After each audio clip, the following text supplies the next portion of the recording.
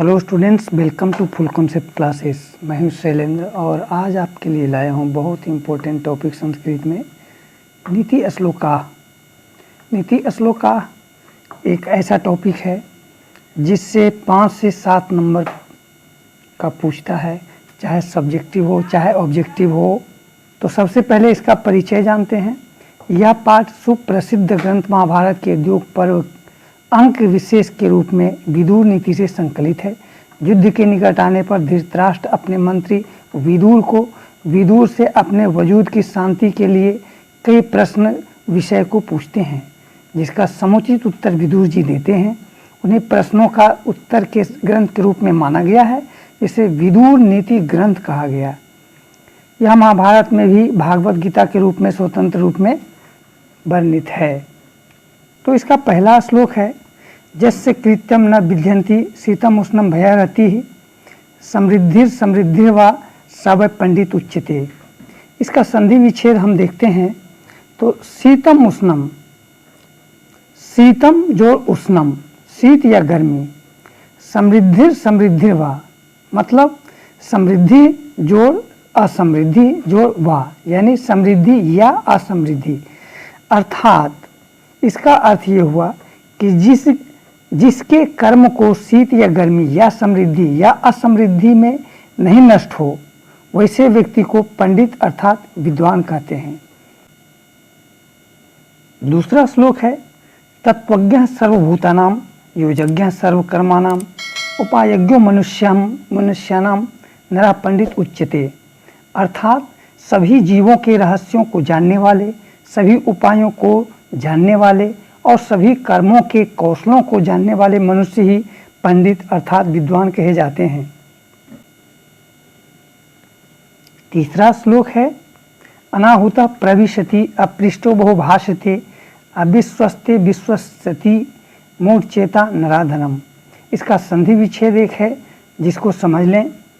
विश्वसीति मतलब विश्वास जोड़ इति, अर्थ जो बिना बुलाए आ जाता है, बिना कुछ पूछे बड़बड़ाने लगता है और जो विश्वास लायक है उस पर भी अविश्वास करता हो, ऐसे मूर्ख व्यक्ति अधम और नीच हैं।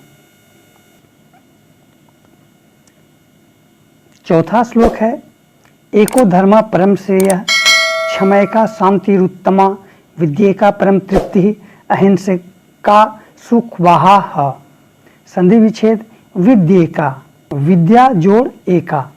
अर्थ इसका, शांति चाहने वाले व्यक्ति के लिए धर्म एकमात्र श्रेष्ठ धर्म है क्षमा का।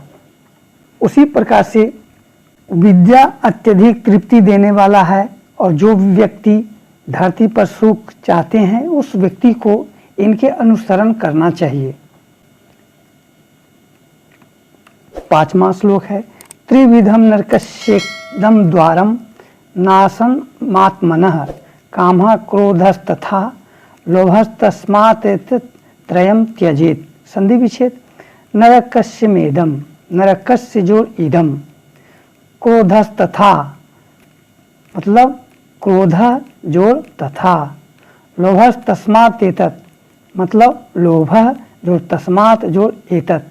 अर्थ 3 प्रकार के नरक के द्वार हैं मनुष्य को अपने आप को नाश करने के लिए, इसलिए इन तीनों प्रकार के अवगुणों काम, क्रोध, लोभ को त्याग देना चाहिए। 5वां श्लोक है, सर्वदोषाः पुरुषेणेह हातव्या भूमि तिक्षता निद्रा तंद्रा भयम क्रोधम आलस्यम दीर्घसूत्रता। संधि विच्छेद, भूमि तिक्षता मतलब भूतिम जोड़ इच्छता,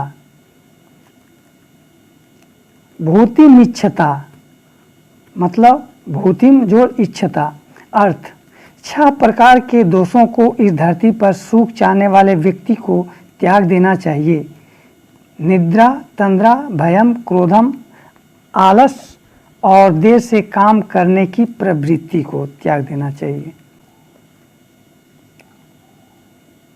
6वां श्लोक है, सत्येन रक्ष्यते धर्मो विद्या योगेन रक्ष्यते मृजया रक्ष्यते रूपम कोलम वृत्तेन रक्ष्यते।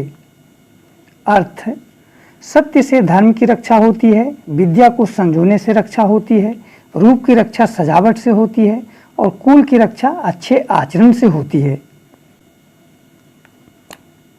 7वां श्लोक है, सुलभा पुरुषा राजन सततम प्रियवादिनः अप्रियस्य तु पथस्थस्य वक्ता श्रोता च दुर्लभः।